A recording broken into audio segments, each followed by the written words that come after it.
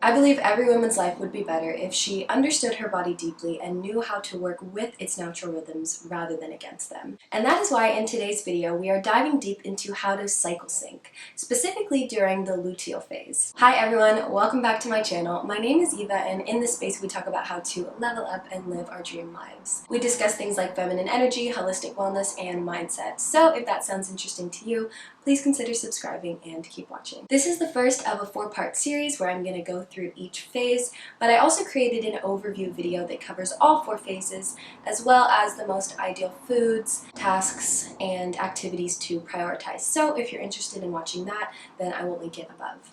Also, you might notice my voice sounds a little bit different. That is because I am sick, so I wanted to put on a comfy outfit, but I have my tea with me, so we are good to go. I used to have the same routine day after day, week after week, and I remember feeling so frustrated with myself when I didn't have the same levels of energy that I had just a few days prior. I'd feel really guilty if I just wanted to lay in bed rather than go to the gym or clean my room. And then I learned about cycle syncing, about how women operate in a cyclical nature, and things started to make a lot more sense. Due to our hormones, we actually just naturally have higher levels of energy and motivation at certain points in the month, and then at other times we have lower levels. It sounds so obvious when you say it, right? But it was not obvious to me at the time. And ever since I've really deeply come to understand this, I've had a lot more compassion for myself in the moments when I just feel like resting. Like even today, for example, I'm feeling ill, and so of course the natural remedy for that is to rest more, to really just listen to what my body is telling me. When you know better, you do better. And so the more knowledge that we obtain about our intricately designed bodies, the deeper appreciation and understanding we're able to forge, and hopefully our well-being is able to improve as we can implement these changes to optimize our lifestyles and, again, work with our hormones rather than against them. So in this video, we're going to first be talking about the science of how our hormones work. I'm then going to be giving you guys a really brief overview of just the best foods to be eating and the best activities to do, and then I'll take you through a sample week where of course you can tweak and adjust it, just sample meals that you might want to make, or just different activities to do each day. Also, just a disclaimer, I'm not a doctor by any means. I'm just a person that practices cycle syncing myself. So of course, if you're going to be implementing any drastic changes into your lifestyle, make sure that you are consulting with a doctor first, just to make sure everything's all clear. So with that being said, let's jump in. Let's first talk about the science of our hormones. The luteal phase is the last phase in our cycle before menstruation begins, and then the whole process, the whole cycle starts over. It's typically one of the longer phases. Within our menstrual cycle, we have menstruation, the follicular phase, ovulation, and the luteal phase. So for the second half of our cycle, we are in the luteal phase.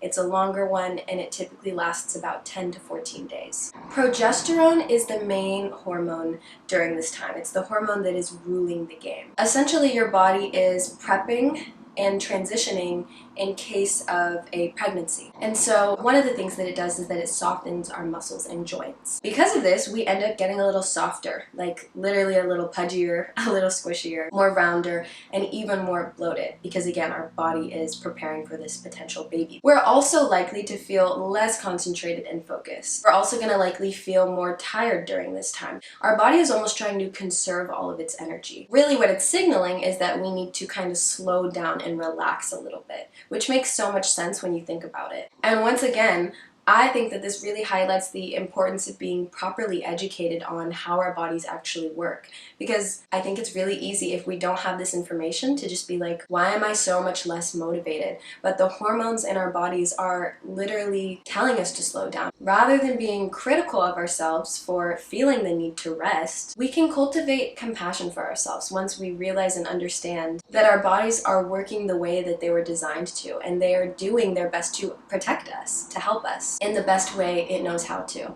And now we can work with that. Another function of progesterone is that it regenerates brain cells. It stimulates hunger and it boosts metabolism. So once again, this makes sense because it's trying to conserve energy and conserve calories to help support this potential pregnancy. And this might explain why we potentially feel more cravings, why we feel hungrier, especially towards the second half of our luteal phase when we might start experiencing more PMS symptoms. Those cravings might kick in, especially due to that rising level of progesterone. Okay, that's enough of the science. Here is a list of some of the foods that I would make sure to eat during this phase, and here is a list of the activities that I would do, but make sure to keep watching to see how I actually put this into a hypothetical schedule. Keep in mind that this 7-day sample week plan that I have will probably not fully take you through a luteal phase, so of course you're going to want to adapt it just based on your own dietary preferences, your likes and dislikes, etc. As we go through this week, I have a mix of breakfast, lunch, and dinner ideas, so again, just pick and choose what you want to add to. This is by no means an exhaustive list. We are starting the morning with a nourishing smoothie bowl with pumpkin puree, berries, and sunflower seeds. The luteal phase resembles a woman's internal fall, so you will notice that a lot of the foods that are recommended in this phase are the foods that are in season during fall, like pumpkin, squash. Sunflower seeds are also super beneficial to help balance and maintain those hormone levels, so sprinkling that on top of the smoothie bowl would be an excellent addition, chef's kiss. And on top of that, I would add in some ginger tea. There are a lot of different herbs and teas that have benefits throughout our various phases. Ginger is one that is great. I would do a really rejuvenating yoga session to gently stretch and strengthen my body. And if I get hungry throughout the day, because chances are my appetite is probably starting to increase, then I'm gonna snack on some sunflower and sesame seeds. On day 2, I'm going to have a light lunch with salad, so I might add roasted squash, quinoa, and a sprinkle of sesame seeds. I really want to focus on having good carbohydrates that are going to sustain me and keep me filled. For my activity, I'm going to take a nice leisurely walk in nature, maybe go find a park. It's going to be very grounding for me to be in nature and listen to the calming and soothing sounds. I'm going to be snacking on some dark chocolate because dark chocolate is rich in magnesium, which is great during this time, and I want to treat myself. And I also might take a nap on day 2 because who knows, maybe I'm just a little extra tired and we should be honoring the time we need to rest. By day 3, I'm going to have a dinner with spaghetti squash because again, this is one of those fall good sources of carbohydrate. I'm going to add marinara sauce and some roasted vegetables. For my activity, I'm going to go back to my yoga. I'll do a restorative practice today. My snacks, I'm back to sesame or sunflower seeds, and I'm also taking another nap today if I'm up for it because again, I have to honor the time that my body needs to rest. Just as if I were sick like I am right now and I'm going to give myself extra time to rest, it's the same thing during the luteal phase as our body kind of starts to naturally feel like it maybe needs a little bit more rest. Also, disclaimer, on any of these days, if you can sleep in a little bit, I would also really do that as well.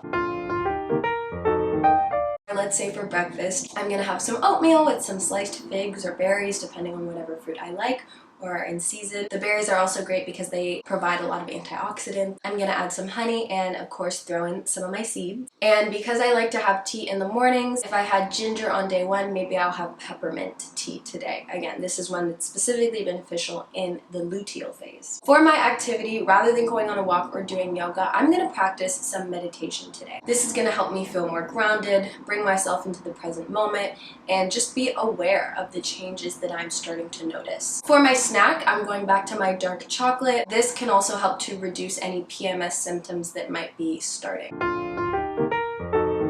I'm going to have a super nourishing lunch with quinoa and sweet potatoes. Now, sweet potatoes are incredible, especially during the luteal phase. They have so many benefits. Sweet potatoes are packed with beta-carotene, which the body converts to vitamin A. This helps stimulate skin cell turnover, helps keep your pores clear, and it just has a lot of amazing benefits. So highly, highly recommend sweet potato. For my activity, I'm actually just going to treat myself to a movie night. During the luteal phase, it is normal for our emotions to start to feel a little bit more intense. So sometimes all I need is just a really good cry and a really good release. So maybe I'm gonna watch a sad movie, a funny movie, whatever I'm in the mood for, but I'm just gonna relax, enjoy, and watch a movie that is gonna be my treat to myself. I might also pair this with a walk around my neighborhood during the day. Today I'm making a roasted veggie and chickpea Buddha bowl, and I'm going to add some tahini dressing. My activity is going to be gentle stretching, more dark chocolate for my snack, and of course I'm taking a nap if I need to. On day 7, I want to wake up and start my morning with some scrambled eggs, spinach, and sliced avocado.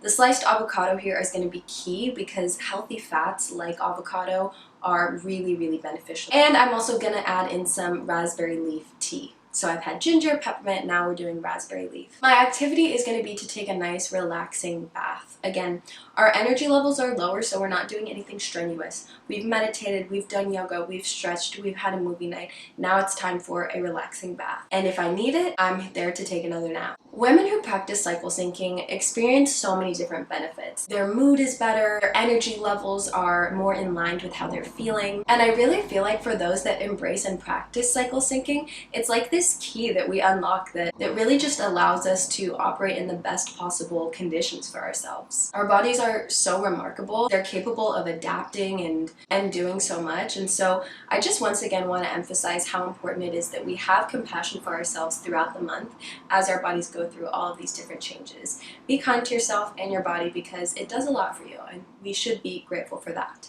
So, if you've made it this far in the video, thank you so much for watching. Again, stay tuned for the following videos that I will post about the other phases, and I will see you guys in the next video. Bye!